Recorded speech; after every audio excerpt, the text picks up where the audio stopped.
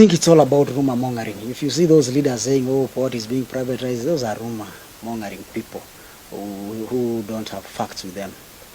The reality is that there is no port privatization. There is nothing like that.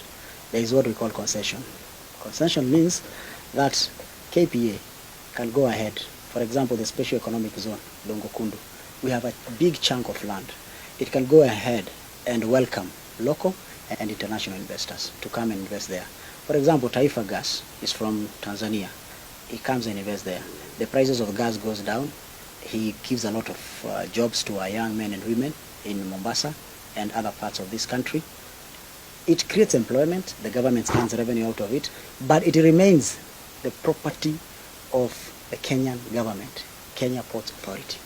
That's it. You see, we have another port in Lamu, right?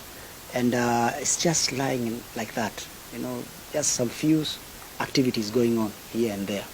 And when we are opening it up, we are opening it up for both local and international to come and invest.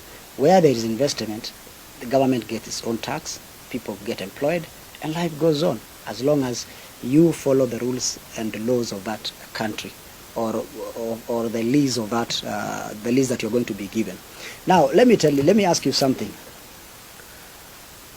Jomo Kenyatta International Airport is not the property of Nairobians. It's the property of the entire country. It belongs to the government of Kenya, government of the day. If today the president goes ahead and says that he's going to do an open sky, does it mean we are selling JKI? It means that more flights will come in, domestic and international. It means that the prices will vary. For common mwananchi, now he'll have an option to go with his budget, okay? Maybe the only harm is that KQ might end up losing, but it doesn't mean that we are giving out JKIA to foreigners because they are flying now in the country. They are operating Mombasa, Kisumu. They are operating Mombasa, Nairobi. They are operating Kisumu, Nairobi. No, it becomes the property of the government of the day. JKI belongs to Kenyans.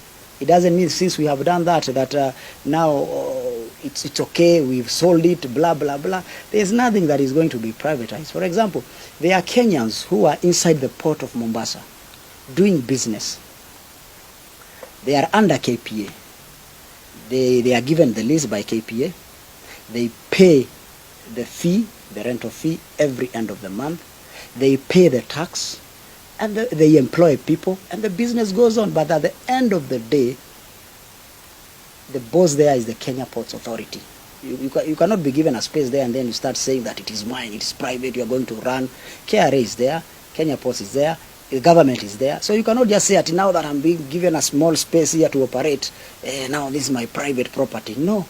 It's a lease. You can be given 10 years, 15 years, 20 years. That's it. Just the way you are given lease of properties. If you want to do farming and somebody gives you 40 acres or 100 acres and tells you, I give you a lease of 2 years, you do your farming here. It's the same thing. As a governor is a cool kid trying to play smart or trying to play tough. He knows the facts, but he's lying to the people. You know, I was among the people who were fighting for the port to be back in Mombasa, the operations and everything. And we achieved through the government of Dr. William Ruto. The governor is acting weirdly because one, I can ask him, you have given out, last time we saw Moses Kuria going to Miritini. There is, I think, close to 600 acres in Miritini where they are doing the industrial park. And the governor himself has invited international investors to come and invest there at the industrial park. Why did he invite them? Why don't he want the other people to invite investors, but he wants only him to invite the investors? Why? Does it mean if the investors are coming for the Mombasa Industrial Park in Miritini, does it mean the land now belongs to the investors? Does it mean that the entire chunk of Miritini Industrial Park belongs to those investors? No. They are going to pay the rates as the rest of the Kenyans. They are going to pay KRA, the tax. They are going to the advantage we have is that they are going to employ a lot of people. So awache kudanganyana. On the other hand, he's saying that, oh, why are you inviting investors? And on the other hand, he's inviting investors on the same thing. We are doing both the local and international. Those Kenyans who have the capacity of doing business, they can 50, 60 acres of land in Dongokundu. Let them do business because they are helping us. Buy Kenya, jenga Kenya. It's a Kenyan investing there. It's a foreigner investing there, depending on somebody's capacity of doing the business. But no one is selling the port. The port belongs to the government of Kenya. And the government of Kenya are the people of this country. In fact, there is no way forward because there is nothing that is bad is happening. There is no debate about this thing.